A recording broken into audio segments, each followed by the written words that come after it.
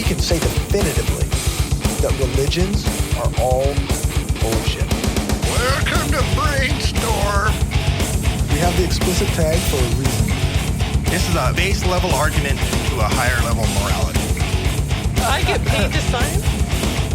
To science as much as one can science. What the hell was my point? Trigger warning. The Brainstorm podcast will criticize your most cherished beliefs.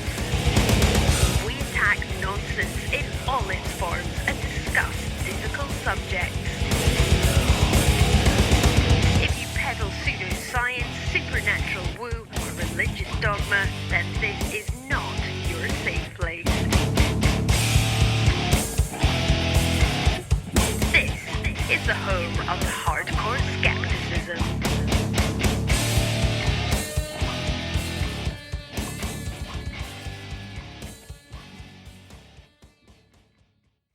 Hi and welcome to the Brainstorm Podcast Skeptic Studio, where we do interviews and have an open discussion on a topic related to current events or critical thinking. I'm Corey, and my panel tonight are Lisa. Hello. And Renee. Hello. And we are not in Roman Empire Studios tonight. We are just in Lisa's apartment. All right. Today is February 17th, 2017. And normally we broadcast live at 8:30 p.m. Central Standard Time every second Friday. Tonight's guest is Ross Balch, former host of the Skeptically Challenged podcast, consistent guest on the Ingenious Friends Show podcast, and skeptical activist. Thanks for joining us, Ross. Yep. Yeah, no worries. Always good to have a chat with some people. It's a lot of fun. Yeah, it's pretty cool. So I guess, do you want to start off telling us a little bit about yourself and how you got started in the skeptical movement? Yeah, so I guess my story is pretty typical of a lot of people, especially skeptics, I guess. So I've sort of always been a bit skeptical, I guess. I remember as sort of a 5 or 6 year old, because England doesn't have this sort of separation of church and state, that we used to have hymns and stuff in like assemblies at school. And I remember, I think it was the story of Noah's Ark. And I just remember thinking to myself, even as a sort of 5 or 6 year old, well, that sounds dumb. You know, I couldn't foresee a way that you could fit that many animals on an ark. And, you know, what about the dinosaurs? No one ever mentions the dinosaurs, you know, and that kind of stuff. But I think I just sort of always have been interested in science generally. So I've just always been fascinated by how things work.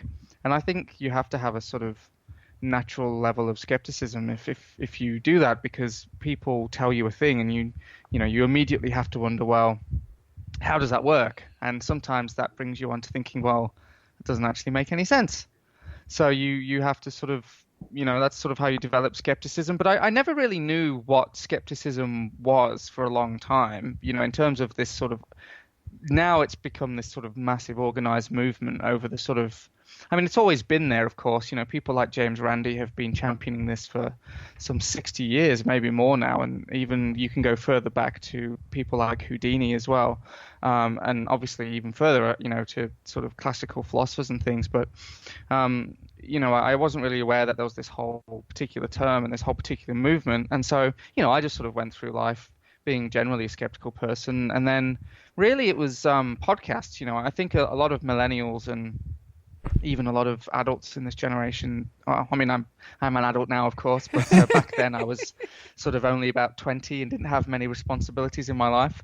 But yeah, you know, podcasting around 2005, 2006 became this massive thing. And it was actually my dad put me onto the sort of the skeptical scene. We have a podcast or a sort of personality over here called Dr. Carl, who he's been to a few conferences around the place, and I'm sure some of your listeners would be aware of him. He's basically a science popularizer. He's just lived a very sort of interesting life, and he's done a lot of learning, and now he's just a really good science communicator. So he has a regular radio spot and does public talks and writes about 3 books a year. And on his show, he had Brian Dunning on one week, who, of course, who's the host of the Skeptoid podcast. And my dad started listening to that, and he said, Ross, you know, you've really got to listen to this. I think you'll love it. And so I listened to the sort of, as you do, the sort of 2 or 3 most recent episodes. And I was like, oh my God, this is how I think. Like this kind of analysis is exactly what I love. So I basically burned through the entire back catalogue of Skeptoid and started looking for other podcasts, and I sort of got to SGU, and that's really the podcast. And I think this is the same for a lot of people now, where they don't just talk about skepticism, but they really introduce you to the sort of society around the world of skeptics that exist. And I just kind of knew after that point that I had to be involved somehow in this kind of movement, because you go through life and you see all around you the kind of credulity and gullibility almost that people have, and I don't want to use that term in a too derogatory way, because you're just not really taught in school, at least not during my schooling. I think this is true of a lot of people. You're just not taught the skills to really separate what's true from what's not. You're given all of these sort of you're told these things in school as if the teachers told you, therefore it must be true, and it's kind of very authoritarian the way that school works. It doesn't really prepare you to go out there and make your own decisions about things and do your own investigation. So people just often believe things because it's nice. I mean, there's a recent article that the Australian skeptics put up about this university in the northern Queensland offering these therapeutic touch kind of sessions, and I'm sure you guys have maybe sort of come across this before. It's that kind of Reiki type thing, and there's a video. It's very entertaining actually once you calm down from what's actually going on. There's just the sort of laying your sort of hands and waving them over the arm, and this nurse literally sort of takes this energy and just appears to throw it away as if it's trash. Which is, it's very strange, but it's extremely entertaining, in terms of a comedy value. But some people believe in that stuff, and who can blame them? It feels nice, doesn't it? Wouldn't it be great if you could just throw away the bad energy and live a healthy life? It would be fantastic. I mean, I'd love for psychics to be real and that kind of stuff. It'd be amazing, but it just, you unfortunately the evidence isn't there. So what I'm going to ask I thought, what drives you the most crazy? Like, what really hits a nerve for you the most? The things people believe. What makes you the most? What drives you nuts? Yeah, it's an interesting one, because I mean, really, I'd prefer that nobody believe anything that's not true. And of course, just saying that is a little hypocritical, because I'm sure there are still things that I believe that aren't true, that I just haven't come across the error in my way yet. We all have things that until we're challenged, we don't even know they're wrong, right? And that's the whole problem. Right. I think for me, being in a sort of medical type background, I'm a sort of medical researcher. I guess that stuff really is it's what upsets me. I think, rather than grinds my gears. I think it's because people they invest so much hope into these kinds of medical alternatives, and I mean, you only have to look at people like the Apple guy, Steve Jobs, right? He had pancreatic cancer, which normally would be a death sentence. And he was in this lucky 5% of people who had a treatable form of this cancer. He could have been completely fine. But instead, he chased around these sort of alternative therapies, and, he died, and he didn't need to. And it really saddens me that this happens. And it's tough as well, because in a lot of these cases, everyone involved is really earnest and honest in their belief. Most of these practitioners really believe it's going to work. These patients really believe it's going to work. And it's hard to be angry at them in some ways, because it's like, well, they really thought they were doing the right thing. But do you think that's true? There's no charlatans out there who are bullshitting and are just trying to get people to pay them money for cures that they know are bullshit, that they know they're making up? I mean, there's got to be those people out there too. They definitely exist. Yeah. I think that some people are very cynical. I've talked a lot about Baczynski in the past, and I think I've said before, we can never know for sure, but the way he operates to me is very suggestive of someone who knows that they're not peddling something real. Right. The way he skirts around a lot of the legal issues, he's designed everything he does in a way to really avoid legal consequences, and luckily that's caught up with him very recently. With the charges that have come against him. He's had his medical license sort of put on probation, and he's had a lot of things kind of done to sort of prevent him from causing too much harm to patients. But it's tough, because I can imagine if I or someone else who I love dearly was in a situation where they were dying, I'd want to try anything that might help, but at the same time, trying anything actually isn't very useful, because if it's not going to work, you're wasting time and money on things that maybe you didn't need to. I mean, some of these people have, say, coffee enemas every single day. Right. I mean, that would be a lengthy process. Imagine if you spent that time just with people that you care about instead. I mean, it's sad to say, but I mean, that time is wasted, doing the enemas. I mean, it also seems to often be an either-or thing. People say, "Oh no, I'm not going to do the traditional medicine, or the mainstream medicine, whatever they call it. I'm just going to do the naturalistic cure." Yeah. Cure. I'm using this in quotes. Yeah. Yeah, it does seem that people sometimes do that. So that is very sad. I agree. And that's the real harm, like a lot of people, when I'll go back to this sort of, therapeutic touch kind of idea, a lot of people saying, oh, well, it doesn't do any harm and it makes people feel good. So what's the problem? And I'm like, well, yeah, to most people, it might just be some adjunct therapy they do. They get their chemo and then they get this. Maybe it makes them feel relaxed. And that's really nice. But some people will take it too far and they won't do the chemo. They'll only do this therapeutic touch. And then, unfortunately, that's going to have really negative consequences. So that's really where the harm comes in for me. I mean, to be fair, all pseudoscience is harmful, because I think once you let yourself sort of believe one untrue thing, then you can believe any untrue thing after that point. As if it's okay for one thing, then it's by default it becomes okay for everything. I mean, we only have to look at. Sorry, go ahead. So we only have to look at the political situation around the world at the moment, where things that I was thinking the same thing. All this stuff, it appeals to people's emotions and biases, and it might feel good to you, but it a lot of it isn't true, and it's doing harm. I mean, in skepticism, it's been a tenet for a long time that skeptics should really stay away from politics, but I think really you can look at politics in a skeptical way. I mean, every policy is supposed to have evidence behind it. And if that evidence doesn't hold up, then surely as a skeptic, we have a responsibility to say something. I didn't get the no politics memo. I know. The thing is, if people don't use their incredulity on everything, it not only is it open the gateway, but it muddies the water. What's true and what's not. Well, it makes equivalency between ideas and policy and thoughts that are evidence based and those that are not. Right, and people can't discern them.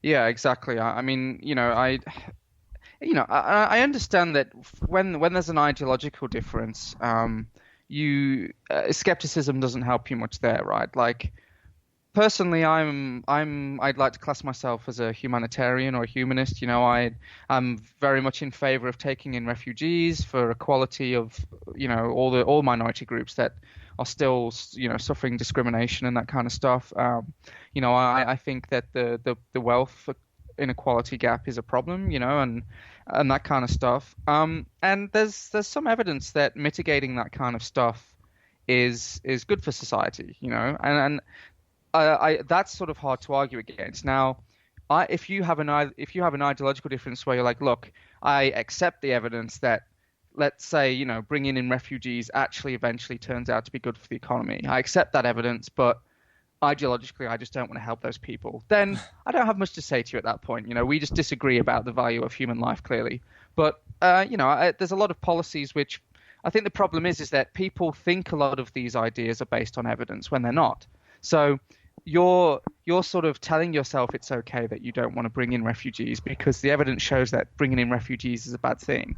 And I think that's my issue. If you can have whatever ideology you want, but you have to be able to accept that the facts that you think it's based on, or you've allowed yourself to think it's based on, those facts might not be true, and you just have to live up to that fact. I eat meat, and a lot of vegetarians obviously have their own reasons for being vegetarian, and I don't. One of those things I say is, look, I understand how animals are treated, and I kind of wish they weren't, but I've decided that I'm okay with it for now.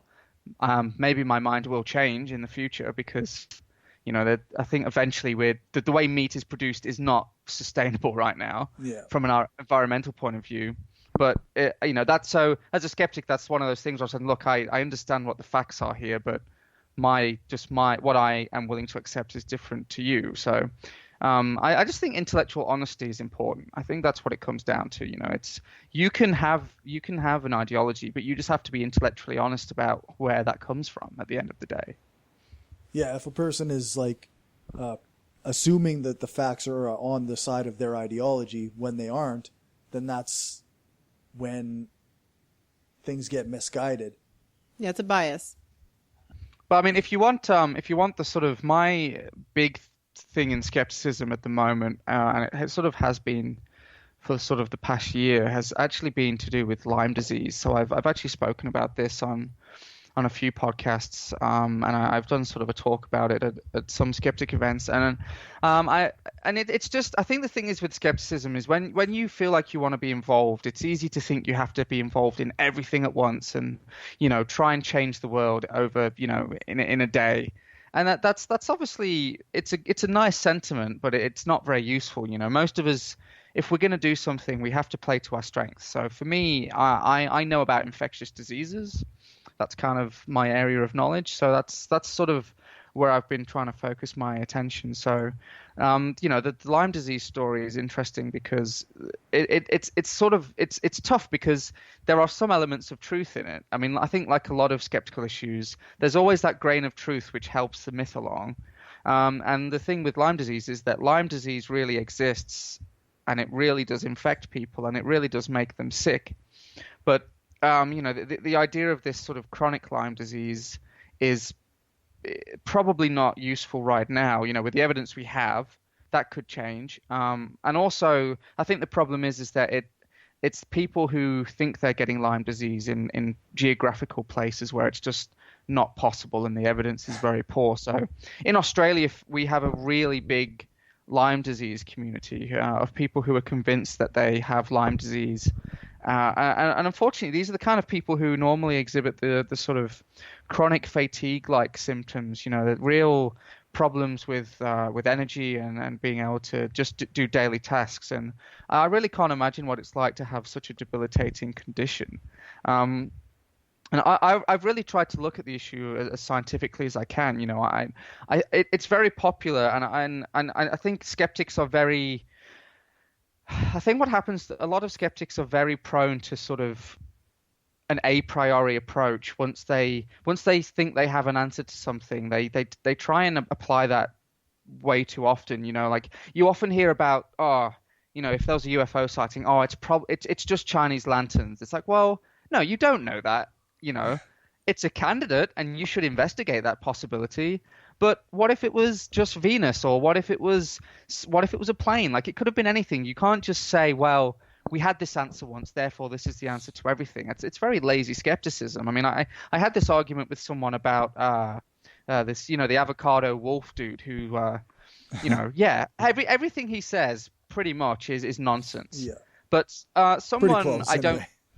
Right, yeah. I mean, so there's an Australian skeptics group which I like sort of on Facebook, which I like talking to people on, and someone who I don't think actually had really heard of Wolf much before posted an article of his and said, is there any truth to this? And the majority of the comments were, well, it's avocado wolf, therefore it must be bullshit. And what I would say to that is, well, read the article first. It's possible that even by accident the guy was onto something for a change. Yes, the possibility is low, and more probable than not, yes, it's bullshit. But you can't just say that without actually looking at it. You really have to look into what's going on. So in Lyme disease, sorry, to actually get back to the point, Yeah. in Lyme disease, a lot of skeptics jump straight to this idea that, it's psychosomatic. The whole condition is just produced by the brain, which even if that was the case, that's fine. That's still a genuine condition. If you have a psychosomatic illness, that's still a real disease, and it's still something that we have to take seriously. But I don't think we should jump to that conclusion. There's no reason why there couldn't be something giving people an illness with those symptoms that we just don't know the cause yet. My opinion of this sort of chronic Lyme is that there's probably something that happens to some people after an infection that is making them have these symptoms.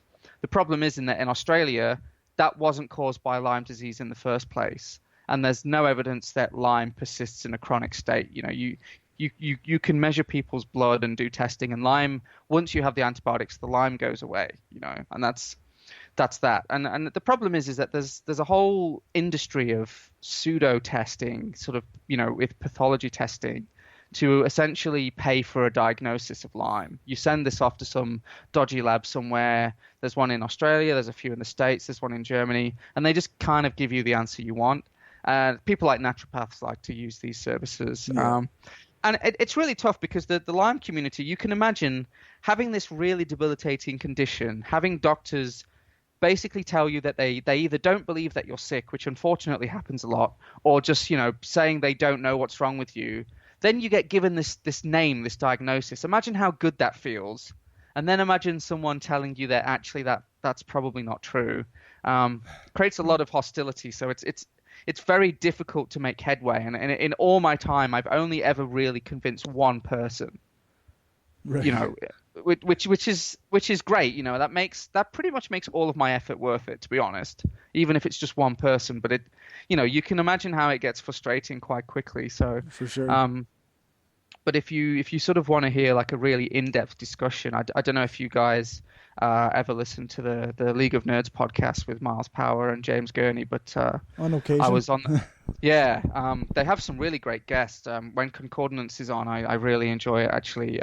But I was on that podcast talking about that in depth. So if anyone's interested in the Lyme disease issue, because it has been getting quite popular recently, I suggest that podcast because it was pretty good. Like we spoke for about an hour about it. So It's one of those things that if you want to hear more information and sort of a skeptical viewpoint that doesn't dismiss the condition that these patients have, I'd like to think it's a compassionate look at the issue.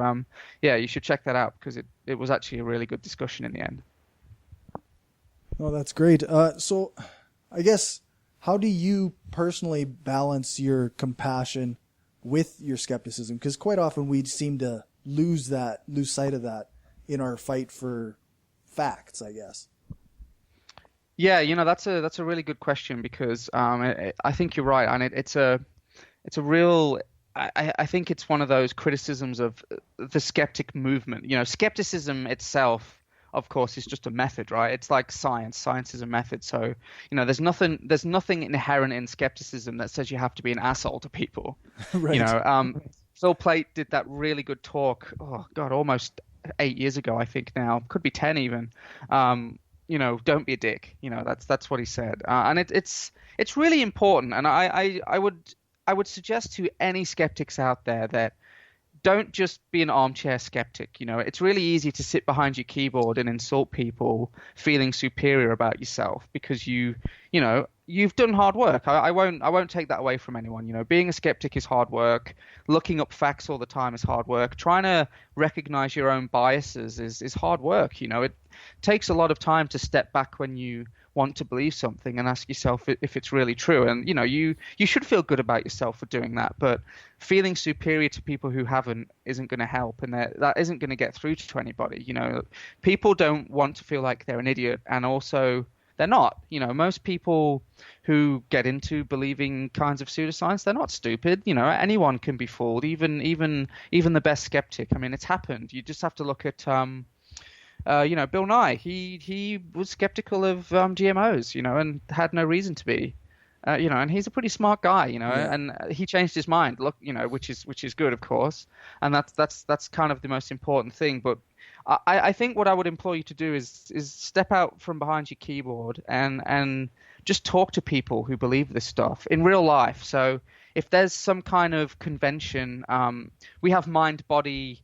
I was almost going to say Mind Body Wallet, Mind Body Spirit, Mind Body Spirit Festival here in Australia. It's basically it's a pseudoscience festival for all intents and purposes. There are psychics there. There's a lot of alternative health stuff. Like these water alkalizing machines. Yeah. I have a story about that I'll get into at the end of this actually because it's quite entertaining. But go along, and don't be a dick. Like don't go and challenge people. Well, you can challenge them, but don't don't be superior about it, Right. So, one of the times I went and there was this couple and they were talking about they had this sort of waistband that was supposed to draw toxins out of your body. And so, I was nice about it. I said, "Oh, that's really interesting.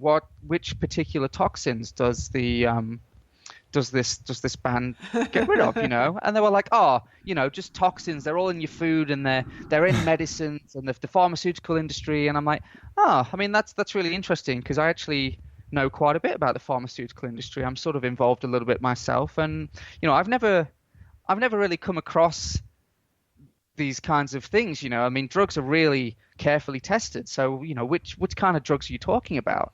And they were pretty hostile. I think they caught on pretty quickly that I was obviously pretty skeptical of what they were doing. But I think what you have to do is you have to humanize the people you're talking to. It's really easy when you're just on the internet to sort of see these people as the other side and that they're just these sort of idiotic robots that are spewing this stuff. And, if you have that point of view, it's really easy to be quite nasty to people and assume that they have some kind of bad intent, especially, climate change deniers really, really get my back up. I get very easily irritated by them, but I think most of them really believe what they're saying, and it's easy to make them into this other side, these evil people, and they're not. They just believe something that isn't true, and they're mostly just like you.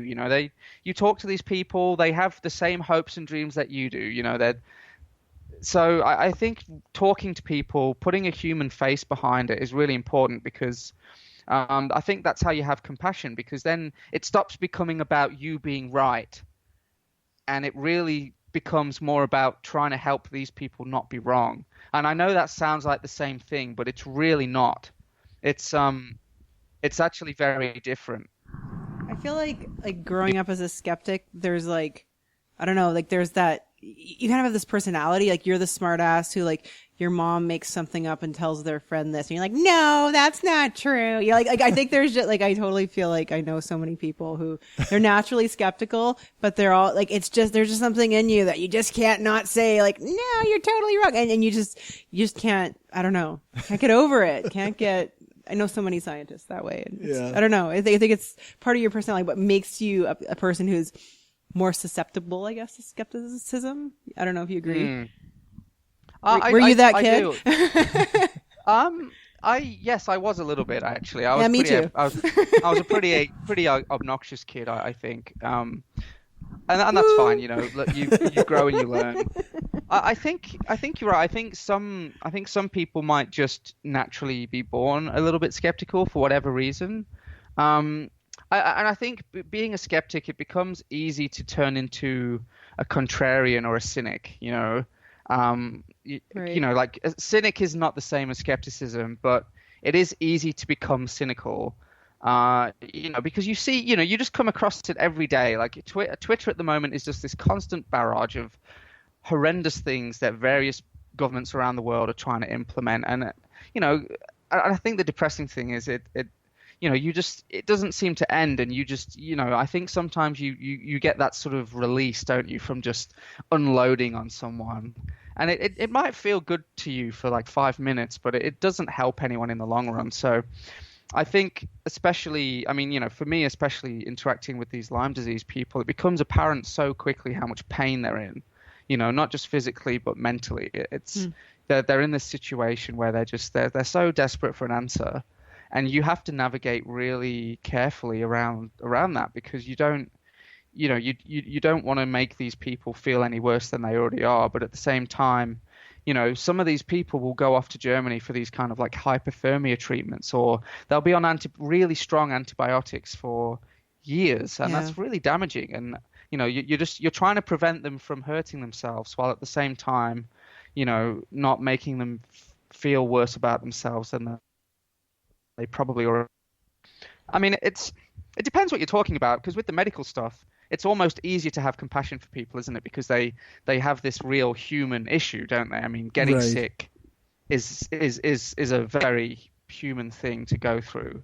Obviously the animals in general, but as humans, comprehending what that is. It's a very human thing. Whereas, if you're talking to someone who believes in UFOs, for instance, it's a lot harder because, it's just, I mean, at the end of the day, it's just a dumb thing to believe, isn't it? But at the same time, that doesn't mean, just because it's a dumb thing to believe doesn't mean that person is dumb, and treating them that way isn't going to help. So, I think you just have to take a genuine interest. Like, part of what really draws me into skepticism isn't just the analytical part of it, the sort of scientific aspect. It's the human part. I really find it fascinating that people get themselves into these positions where they believe this stuff.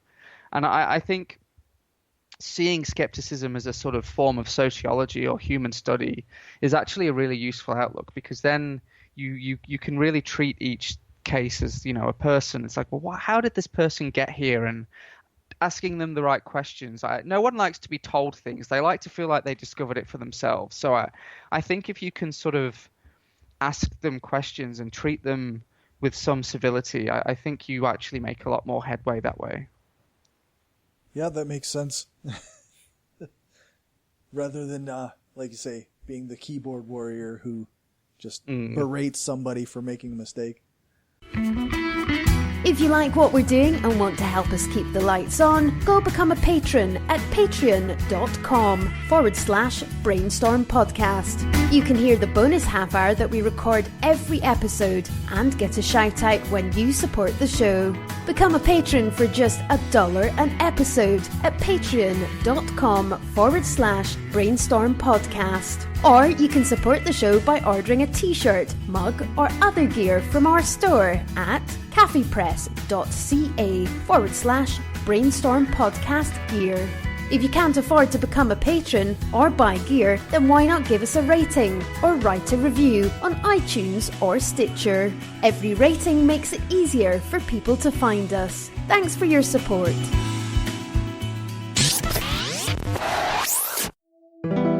We are given one life, full of billions of small and large decisions.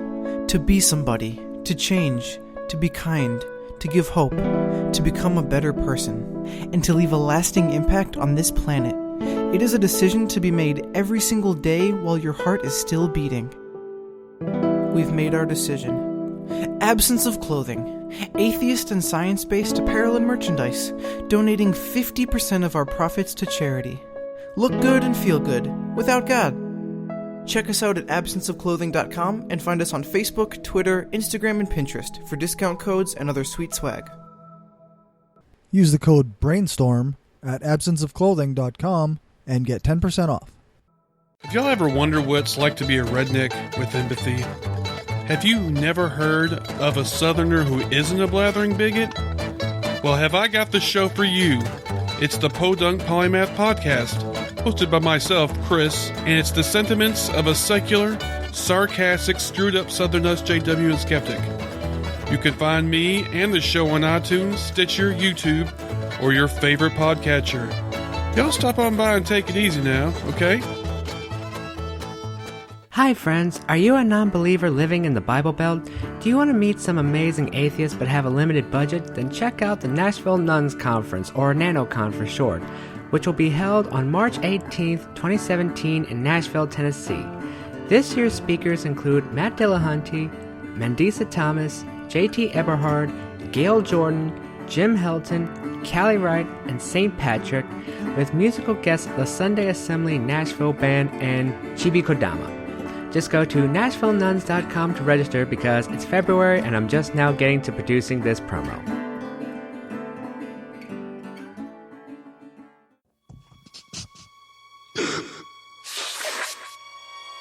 God, these people are so evil. Why can't America wake up and meet them? Donald Trump's not perfect, but he doesn't want to hurt you and your family. Hillary and Obama want to make you poor and pathetic. We have all their white papers. They hate you. They hate prosperity. They hate God. They hate children. And goddamn them to hell. We're going to find the lever to beat these people, and they're going to be beaten. Look at her shark face. Have to look at her with that demon face. That's a frickin' demon. We're going to have President Linda Blair, people, and I'm not going to go along with it.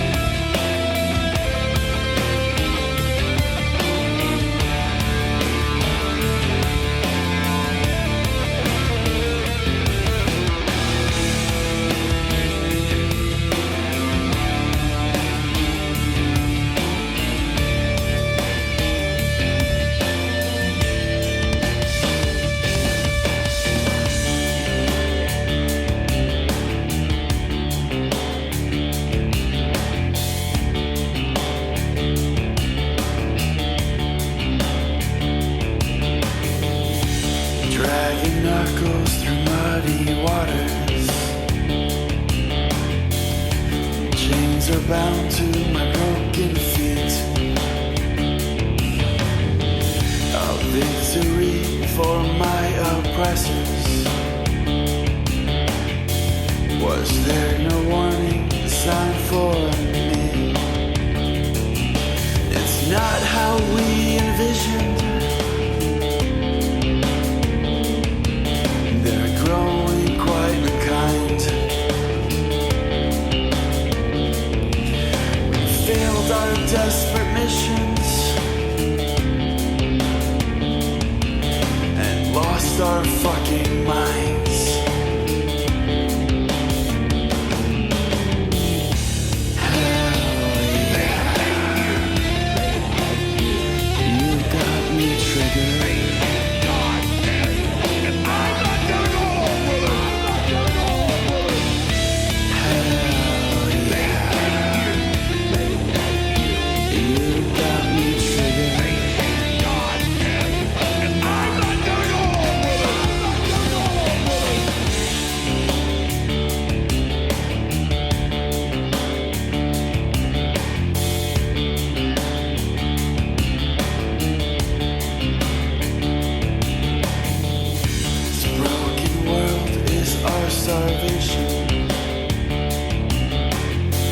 We're slaves to our hypocrisy.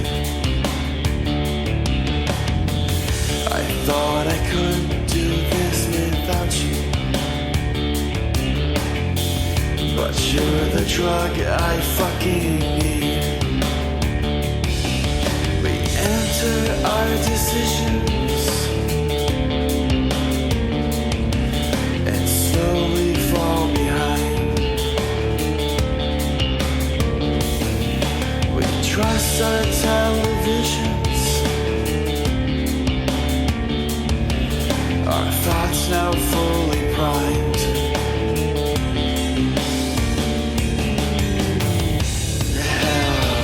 They hate you. You got me triggered.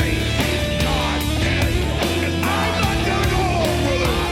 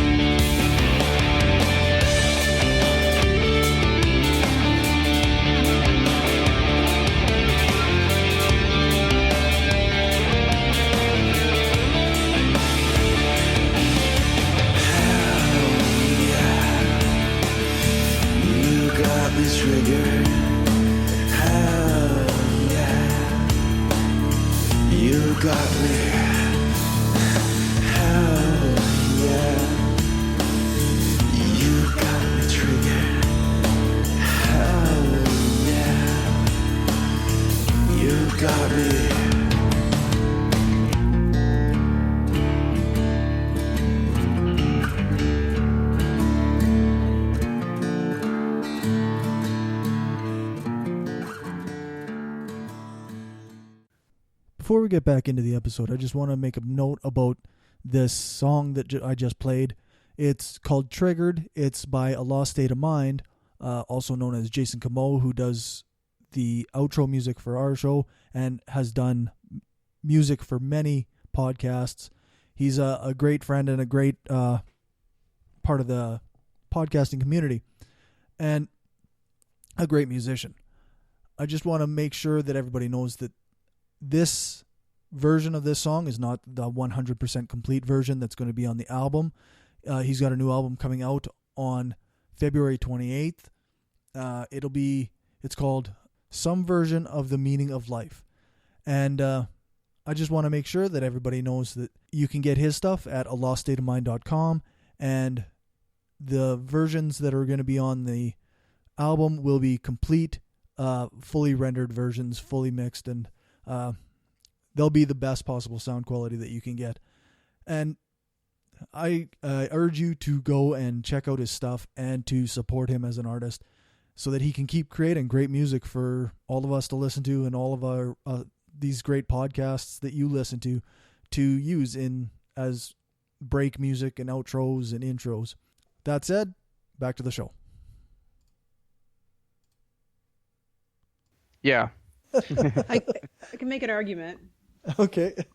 If you're a keyboard warrior, right? Like going, I guess, like what are you trying to achieve, right? Like you're not actually engaging in an evidence-based practice for changing anyone's mind, right? Because I don't know whose mind has been changed by a mean rant on social media, but I would imagine that number is very low, right? So I agree with your approach of treating people with dignity, and I agree that people like to feel like they come up with an answer themselves rather than get told. But I think a lot of it is, personally, I feel like maybe you could speak to this as a question of almost culture or what's valued by you and your side. To me, like, we need to value education more, science education more, in order to instill in people a love of skepticism, of truly understanding something, and believing that, like, even if something is a tough thing to believe, or it's against what you were taught to believe, that if something is evidence based, it makes sense to throw out any old beliefs that contradict that. How do you think that where people are from, people's culture, how they're raised, plays into that? Well, it plays a massive part, I mean, you only have to look at situations like, look at Ireland in the 70s and 80s, two groups of people who essentially believed the same thing, just slightly different versions of it. They were taught from a very young age to hate each other, and look at the problems that caused. And I think the thing is that it's almost like we need to normalize being wrong. In school, it's all about testing. It's always about getting the right answer and getting good test results. Yeah. But it's never even sport. I know there's a bit more of a participation culture now, but even in sport, it's all about winning. And I think really what we need to teach people is that it's actually okay to be wrong. Like you just. And I think the thing is as well, it's the way we teach science, and it's the way we teach sort of philosophy. I mean, there's barely any philosophy in school as it is, but the way we teach science especially is really bad, because we actually do it almost completely in the wrong way, in that we basically teach people stuff.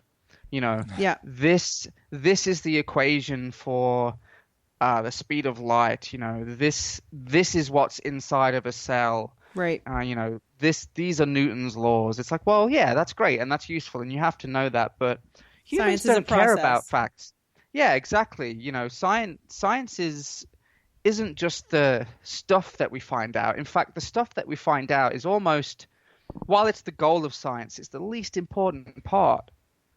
We teach people that it's right. Like, this is the right answer. This is the way. And then exactly. And then people lose trust because they find, 10 years later, 15 years later, some study comes out and says, "Oh, we thought that general relativity was right, and now it turns out that you're not quite right." And people, but that's actually the whole point. That's the beauty. It personally drives me batshit when people say, "Well, science is right and religion is wrong." Like, no. Science is wrong all the time, and that is the point. Yeah. That is the beauty of it. And I find that people don't often get that till they get basically to post-secondary. I used to lecture at university, and my students would say, "Well, what do you mean you don't know whether or not this process or that process plays a bigger role in star formation or whatever it is?" Yep. And I say, "No, this is the glory. In a first-year course, you guys have already run up against the very limits of what we know, and this is what science is. Science is actually the process of discovering this stuff, and then real scientists will debate it and have these passionate arguments, and that's how progress gets made. That's what science actually is. It's not you, like you said, memorizing a bunch of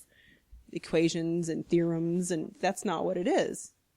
Exactly. I think really what we should do is, people like stories, and and the thing is, a lot of the way these things were discovered were really interesting. I mean, just look at Newton. He was such a weird guy. Totally I mean, bizarre. imagine as a high school student, or even a primary school. Well, maybe not. Some of his stuff was a bit weird, but as a student, instead of just being said, F equals ma squared or whatever, or F equals ma, I should say. I was going to correct you, and then I resisted. I didn't want to be that asshole. Well, I mean, like I say, I'm not a physicist, but yeah, imagine instead of just being told that, imagine being told about this guy who was a real outcast in life, and coming up with these ideas. But not only was he this outcast who had these brilliant ideas, no one wanted to accept those ideas. The key masters to science at the time just didn't want to accept it, but he persevered. He did his tests. And eventually it was accepted. That's a really cool story. That's the story of every scientist, actually. It's like Galileo. Right. And, I mean, it's all the same shit, right? Exactly. It's over and over again. I mean, like Einstein, I mean, how inspiring is this stuff for kids? Yeah, this guy, he was stuck in a patent office. He really hated the job. But you know what? He had all this time and he thought about stuff. And with a lot of hard work, he came up with this groundbreaking stuff, or even in biology, like Van Leeuwenhoek, he had this microscope, and he didn't know what to do with it. I mean, it was basically designed to validate things like jewelry, but at the end of the day, he thought, what if I put this pond water on there? I wonder what I'll see. And he found microscopes. Neil deGrasse Tyson took that approach in Cosmos, right? They tell stories of different scientists, and it's very well done. And you're right, it is very compelling that way. I mean, and you can talk about how Newton was crazy pants, and he seriously spent a huge part of his career trying to prove the Bible was true. He is. And turned lead into gold, Yes, he was an alchemist. Yeah. Right. And these stories are so compelling because they're so relatable, right? We all know someone who's like that, or maybe we're a little bit like that ourselves, and that gets your interest up. And then all of a sudden, it's while you're telling this story, you can introduce the process. The idea that he didn't just come up with this idea overnight. These people through history, they had ideas and they were wrong, some of them, and they took those ideas and they changed the experiments, and then over time they got these results. And I think that's really what we need to teach people, that that it's a process. People don't just come up with answers out of thin air. It takes a lot of hard work and a lot of rigorous study, and I think people would appreciate science a bit more if they had that kind of personal story. And I think the other half of it is actually getting kids to do science. I think a really powerful thing to do with kids is to have them come up with an idea and design their own experiments to test it. And it can be something simple, they don't have to discover anything, but maybe they want to find out how many species are there in the pond. Do different ponds have different species in them? Well, great. Come up with a hypothesis, come up with some testing. You can gather some samples of pond water and look at the differences between them. Maybe you want to find out what microbes are on your mobile phone. Is your mobile phone dirtier than a toilet seat? Well, great. We can test that. Almost certainly. That's disgusting. You're right. That's nasty. Yeah. Yeah, no, I used to do a lab like that with the students. I used to tell them the difference between the sidereal day and the solar day, and have them figure out. They had to figure out their own experiment to measure the difference between them. There's about a 4-minute difference between those two, which is the time it takes for a star to go from one point in the sky back to that same point, and the time it takes for the sun to go from one point in the sky back to that same point. And it's excluding the sun obviously is a star, but all other stars. But yeah, so it's actually different. And they had to devise their own experiment to do that. And so that was very useful. And I think that kind of goes back to the idea of science should never just be rote memorization or plugging numbers into a formula. It should always be, okay, you got this situation. How does what we just learned apply to this situation? Here's a picture of the moon and the earth. Here's the halfway point. Which direction do you have to go to get equal force? How does that work? No math, nothing like that. But how do you do it? People have to use their brains. Well, exactly. I think it's so teacher. important. They hated me. Yeah, well, it's interesting, because I'm doing my PhD now, and I do a lot of teaching undergrads for, especially during practical classes and stuff. And, I never tell anyone the answer. I mean, that's really frustrating for them because that's what they want, but it's not what's going to help them. No. You have to guide them through this process so that they come up with the answer themselves. It's like, well, what do you know about this? Cool. What do you know about this? All right. Now, thinking about those two things at the same time, how does that apply to what you're asking? And it works. And I think the thing is that, that sense of achievement at the end is you're much more likely to take on that information and also use that skill for something completely different. And I think that's the problem, is when you just give people the facts, you don't give people the skill to be able to come up with a completely foreign type of situation and actually apply those skills by themselves. And I think that's where really in education that we're going wrong. And that, that's not the fault of, I don't think that's the fault of teachers. I've had some amazing teachers who, despite all the odds, still managed to somehow do that for me. I think it's the system, we put too much emphasis on being right and not how we know we're right. I think that's one of the problems we have at the moment, and I would love to see a kind of change in that kind of stuff. I totally agree. What is your PhD research in?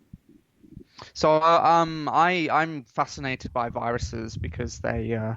There's a lot of debate about this, but I don't think they're alive personally. I don't think they meet most of the criteria that they need to. But despite having remind us of that argument again.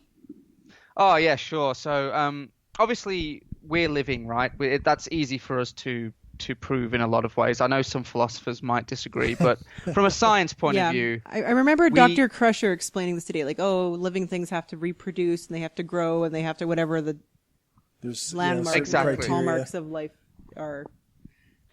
Essentially, for me, a living thing has to produce its own energy, and it has to be able to reproduce. Now, not all living things, have to be able to do this completely by themselves, but even the most parasitic bacteria produces its own energy. It might need a whole bunch of stuff from its host to be able to actually reproduce, but it has its own energy sources, and whereas a virus is literally it's essentially a self-replicating biological machine.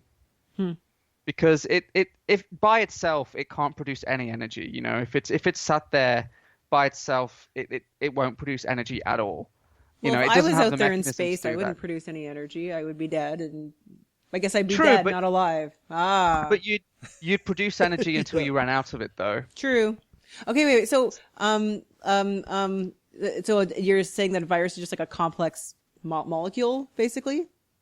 Well, all right. It's encoding to do something in a biological setting. Well, let me give you an example. Say we built a little robot, and the robot didn't have any batteries of its own. It had no power source of its own. Right. But if you plugged it into something else, it could replicate itself with the resources it had around it. Okay. It has the schematics on board to copy itself, and it has the tools to basically, bring those resources together and make a new copy of itself. You wouldn't say that's alive, and that's essentially what viruses do. Viruses are essentially a schematic that once it goes into a power source can then replicate itself. They decided that Data was alive in the end on Star Trek. I'm just saying. Yes, I'm just saying. The thing is, he had consciousness and stuff. That he just did. goes to a whole new level. And he totally did it with Tasha Yar, and that was totally threw it over the edge, if you'll recall. Anyways. Yes, it was. Okay, so my next question is, why does this matter? Why is it not just semantics? Why does it matter if we just say that viruses are alive or not? I'm still puking my guts out because I got norovirus, and what does it matter? It doesn't matter. Oh, okay. Wow, that's very compelling argument there, buddy. Yeah. No. It honestly doesn't. You're right. It's a semantic argument. It really doesn't matter to us whether they're alive or not. The fact is that they exist and they have properties that we need to study. Maybe there's just a life spectrum. There's the really alive and the not so alive and the.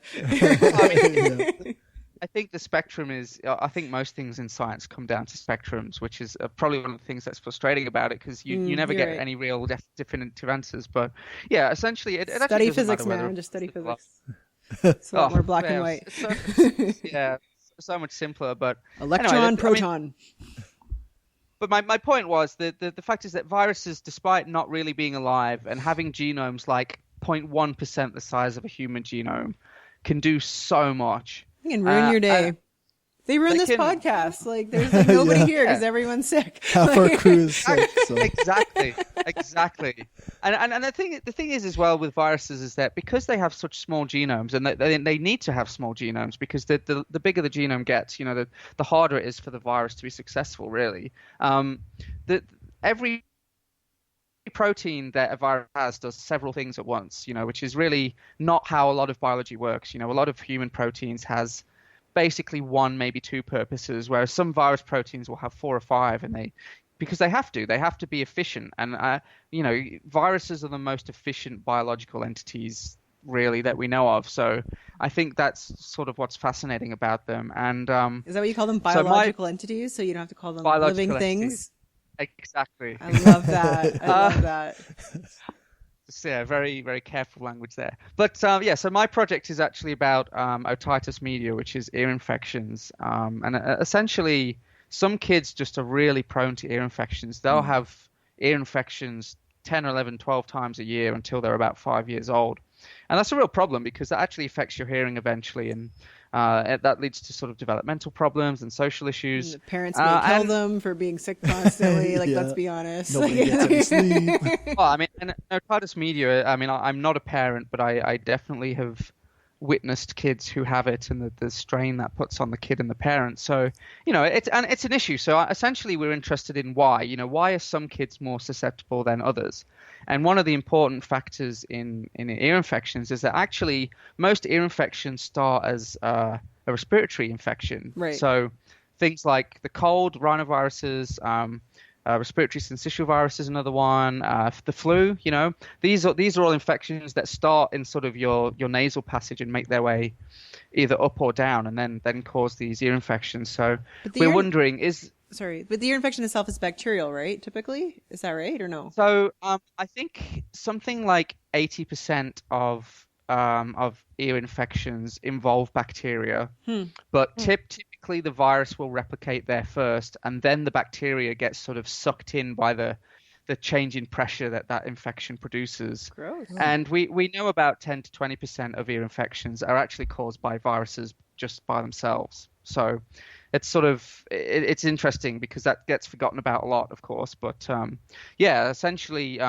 virus infections change the sort of landscape up there to allow bacteria to come in, because normally you're not infected by a bacteria. Right. You're actually just drawing the ones you already have into a space that they shouldn't go. So right. So the cold that caused the ear infection is contagious between the kids, but the actual ear infection itself is not.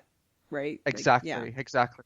So it's sort of like a commensal infection or like an opportunistic infection, basically where bacteria that are normally a healthy part of your body find themselves in a site that they don't normally go to, and then they cause you all sorts of issues. So essentially my project is looking at if there's a difference between the immune systems of the kids who get a lot of these ear infections and the kids that don't, because the problem is that the only real treatment for ear infections at the moment is antibiotics, and they don't really work.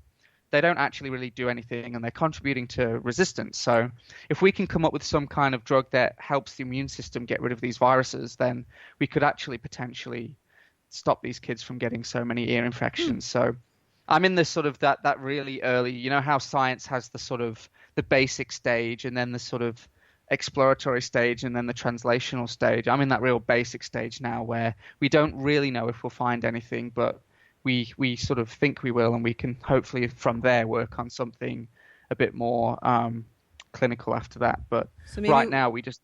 When you're 80 and you win the Nobel Prize in medicine, that's when the medicine's, like this actual drug is going to go on the market for this. Pretty much. Research, I mean, that right? is that is not a too unrealistic timeline. No. So is the Nobel Prize unrealistic? Yeah, if you do that, you could totally win it for sure. Yeah. You're a shoo-in. I mean, it would be great, but you're already preparing your humble speech. Yeah, Not counting chickens before they're hatched. The Nobel Prize is actually a really interesting institution because some of the things they actually celebrate are,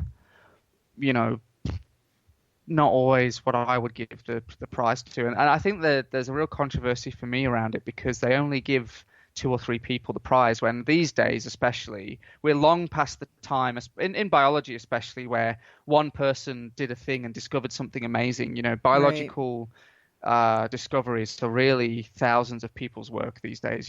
People, they're not Very making these collaborative. giant discoveries. They're making these real incremental steps that eventually lead to the wow moment. But there's we really, there's no Nobel Prize in biology. There's a Nobel Prize in medicine, but there's no. That's right. There's no. I mean, it's just biology. Yeah, which is Physicists basically saying biology. that. Sorry. I mean, you think about it, like CRISPR isn't really medicine or physiology because it happens in bacteria, but CRISPR got the Nobel Prize. So it's really, they should just rename it biology, because that's essentially what it is, but they haven't. So then you have to say that you have to admit that biology is a science, and I'm joking. I know, that makes physicists very uncomfortable. I have some fighting words for you. Well, I don't know if you ever listened to the Infinite Monkey Cage with Brian Cox, but he's constantly making jokes at biologists' expense. So I really don't mind. It's all in good fun. And I actually personally I really wish that people in physics and chemistry would work more with biologists, because some of the greatest breakthroughs in biology have happened because of physics. It's sort of yeah, you guys need some smarter people in there. No, I'm joking. It's so mean.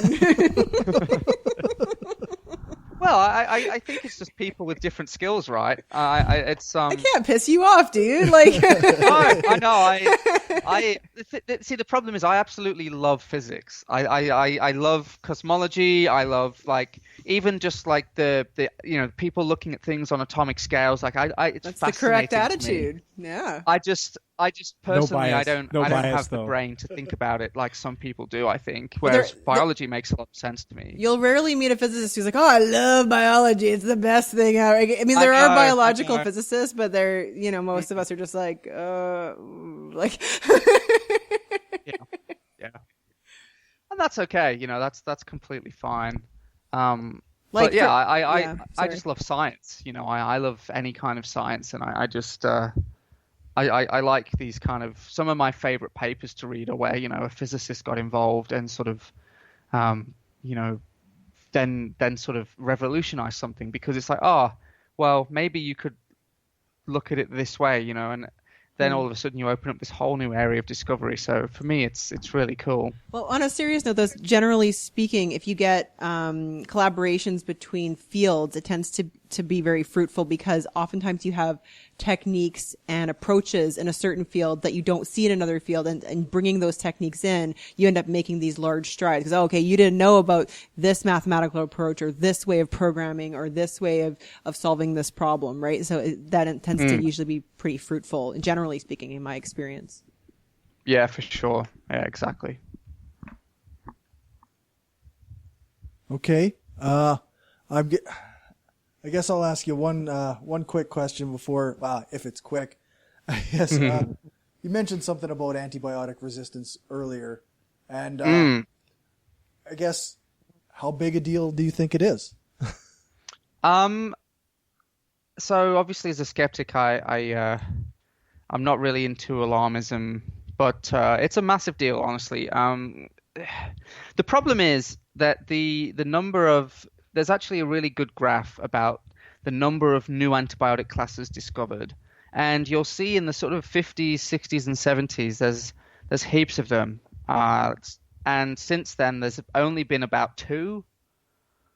So the past 30 years, only really 2 new antibiotics have made it to market.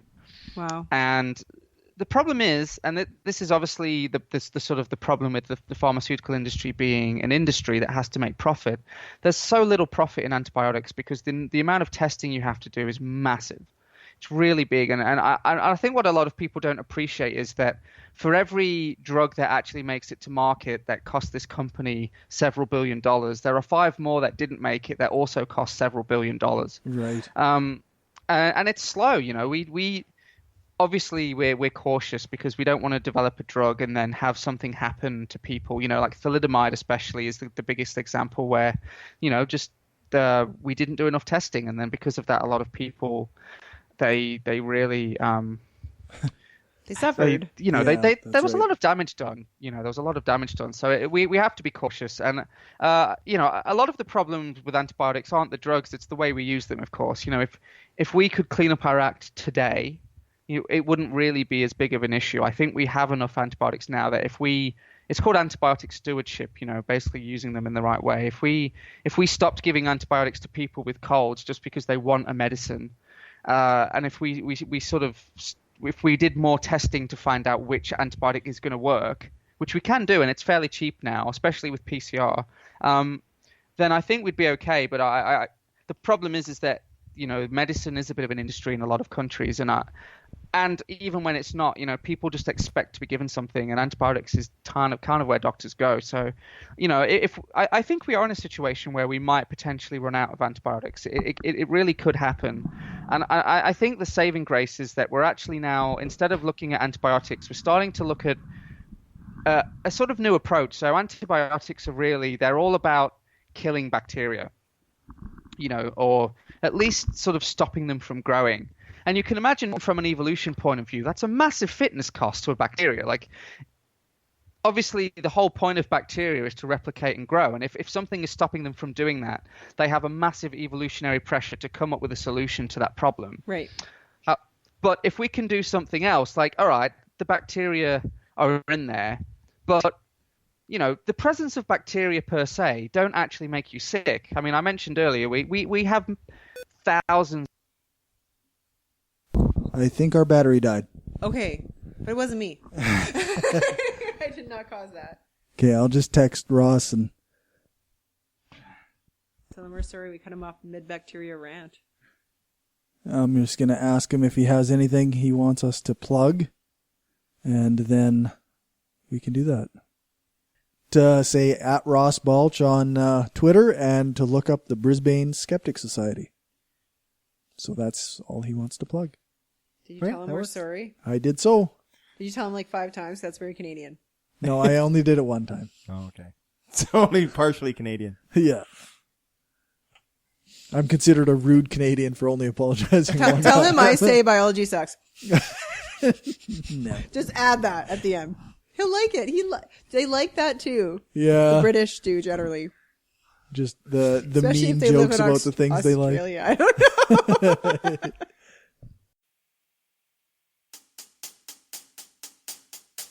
So we didn't take the time last night to record the outro, so I'm going to do it right now. And I'm just going to insert music after, and I guess I'll do the outro and let you know everything that's going on. So we have a new patron this time around. Thanks to Aaron for supporting the show on Patreon. We really appreciate it. I've been talking to Will, and we're working on a future date for him to join us on the show. This might be a feature for $10 and up patrons. Frankly, Will is the most active of our listeners as far as feedback and emails are concerned, so we were already considering having him on, but when he upped his per month donation, that clinched it. So we're figuring that out, and it will be on the upcoming events page as soon as I get around to updating everything. Remember that if you want to get in touch with us, just send an email to mail@brainstormblog.net or go to our website, brainstormblog.net, and click on the contact page. You check out the website for the demographic survey. There's a link at the top with all our website sections, at the top of all our website sections, or you can just type it in yourself. It's survey.libsyn.com/brainstormpodcast. So the episode of The Wayward Atheists that I was on came out about 3 weeks ago, and I haven't done the show notes, so you won't find a link on the website yet. But if you want to, check it out on Spreaker.com and just look for The Wayward Atheists. It was their far right versus far left series, and it was the first part where we discussed the far right fascists kind of gaining power right now. Then the episode of the Inciting Incident podcast that I was on came out exactly 2 weeks ago, as of last night, I guess. And the story is the same. Our show notes aren't done, but if you want to check that out, go to incitingincident.libsyn.com, and it's episode 78. I also did an interview/chat with Jonathan from TDTF Pod, and as soon as he's got that out, I'll let you know. And tomorrow night tonight now, I'm going to be interviewed by Rob and Amy of the Secular Yakking Podcast. And on Tuesday, I've got a debate on the Wayward Atheists with Edward Smith about free speech and no platforming. So keep your eyes out for those. I'm working hard at preparing for the debate, and I hope it goes well.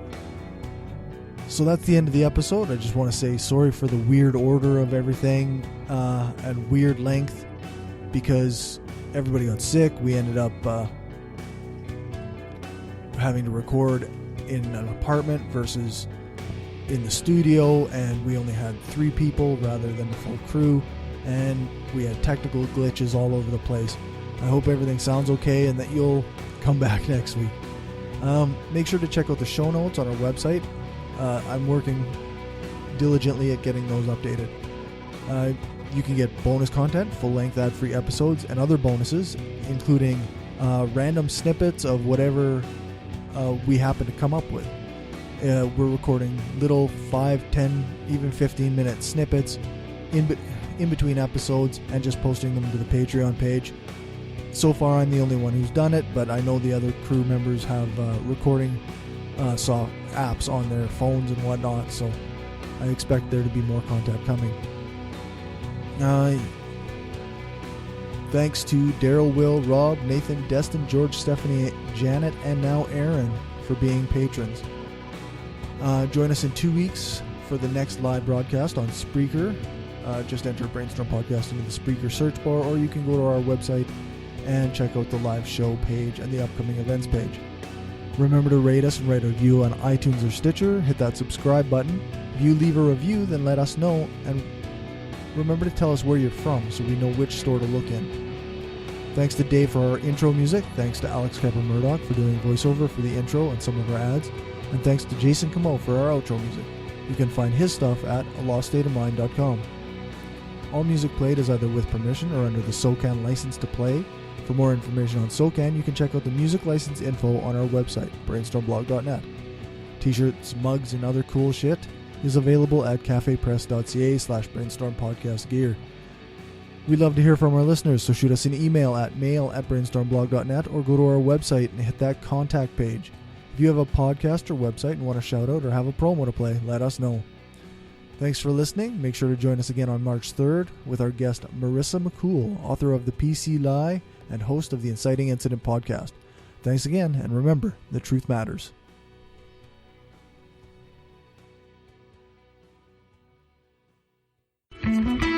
We just wanted to say thanks to everyone who listens to us, shares the show, gives us a rating on iTunes or Stitcher, or supports us through Patreon and Gumroad. We don't have a lot of interaction sometimes with our listeners, but what we have had proves that we attract some of the best people around. Smart, kind, and cool. An audience truly worthy of the titles hardcore and woo-free. Thanks for helping us make the world a smarter place.